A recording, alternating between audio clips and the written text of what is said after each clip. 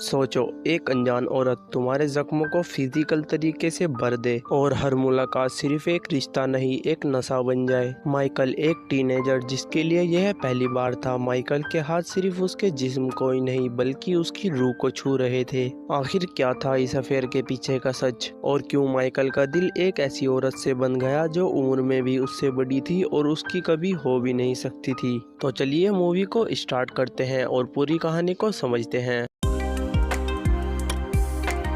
Movie start होती है और हमें 15 साल का एक लड़का दिखाया जाता है जिसका नाम माइकल होता है। माइकल अपने कॉलेज से भीगता हुआ घर जा रहा था, तभी रास्ते में उसकी तबीयत बिगड़ जाती है और वह बीच रोड पे ही उल्टी कर देता है। तभी वहाँ एक लेडी आती है जिसका नाम हाना होता है। वह उसके कपड़े साफ करती है और उसे उसके घर तक छोड़ कर आती है, लेकिन माइकल बिना थैंक्स बोले घर के अंदर चला जाता है, जिस बात का रिग्रेट उसे बाद में होता है। फिर अगले दिन माइकल थैंक्स बोलने के लिए उसके घर जाता है, लेकिन हाना कपड़े बदल रही थी। अब माइकल उसे देखने लग जाता है, लेकिन जब हाना उसे देखती है तो वह डर जाता है। फिर हाना उससे उसकी तबीयत के बारे में पूछती है। माइकल कहता है अब मैं ठीक हूँ। फिर हाना उसे कहती है कि मेरी एक हेल्प करोगे। माइकल कहता है कि हाँ जरूर, बताओ मुझे क्या करना है। वह कहती है कि मुझे नीचे से कोयला ला कर दे दो। अब माइकल नीचे जाकर वहाँ से कोयला भर कर लाता है, लेकिन उसके कपड़े पूरी तरह खराब हो चुके थे। हाना कहती है कि मुझे लगता है तुम्हें नहा लेना चाहिए, और फिर वह उसे बाथरूम में बुलाती है और नहलाने के बहाने उसके मन की इच्छा को पूरा कर देती है।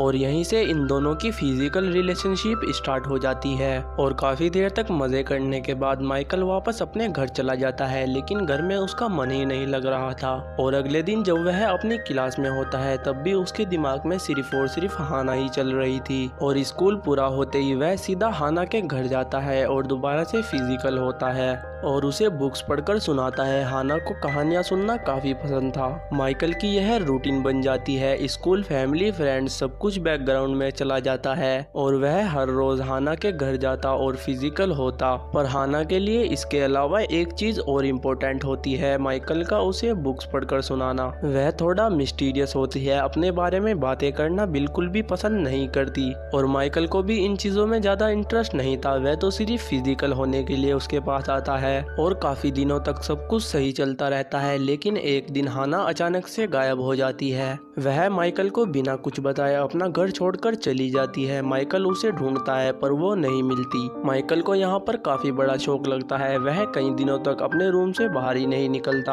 और उसके बाद जब वह कॉलेज जाता उसका अपने दोस्तों के साथ भी मन नहीं लगता। वह सिर्फ हाना के बारे में ही सोचता रहता है। अब मूवी में सीन चेंज होता है और हमें 8 साल बाद का सीन दिखाया जाता है। माइकल अब एक लॉ स्टूडेंट बन चुका है और एक दिन उनके टीचर उन्हें रियल केस दिखाने के लिए एक कोर्ट में ले जाते हैं जहां कुछ वुमेन को कटघरे में बुलाया जाता है। माइकल तब शॉक्ड हो जाता है जब वह देखता है कि उन वुमेन में एक नाम हाना का भी है। पता चलता है कि पहले हाना एक चर्च की सिक्योरिटी गार्ड थी और उस पर इल्जाम था कि एक चर्च के अंदर आग लग गई और उसी चर्च के अंदर कुछ लोग लॉक्ड थे और वहीं पर कुछ वुमेन सिक्योरिटी गार्ड थी, पर उन्होंने दरवाजा नहीं खोला जिससे अंदर बंद हुए लोग वहीं पर मर गए। सब गार्ड एक दूसरे पर ब्लेम डाल रहे थे। जज हाना से पूछते हैं कि उस दिन तुम इंचार्ज थी तो क्या ये रिपोर्ट तुमने लिखी है। हाना थोड़ा घबरा जाती है और वह कहती है कि हाँ ये रिपोर्ट मैंने ही लिखी थी, पर माइकल समझ जाता है कि हाना झूठ बोल रही है क्योंकि हाना को तो पढ़ना लिखना आता ही नहीं है, वह अनपढ़ है। पर सब लोगों के सामने उसे खुद को अनपढ़ कहने में बेइज्जती फील होती है, इसीलिए वह पूरा ब्लेम एक्सेप्ट कर लेती है।